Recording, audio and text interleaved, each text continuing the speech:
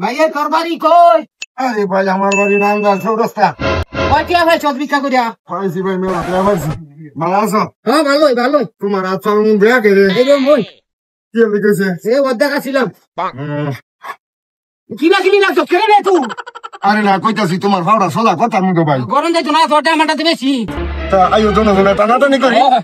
তা দাও টান দাও। দে মোটামুটি তোমারটা সোজা হয়েছে। দে হ্যাঁ? তোরটা জল মারবে হও। আমারটা গনা লাগছেন বুঝছো? হ্যাঁ গনা লাগছেন।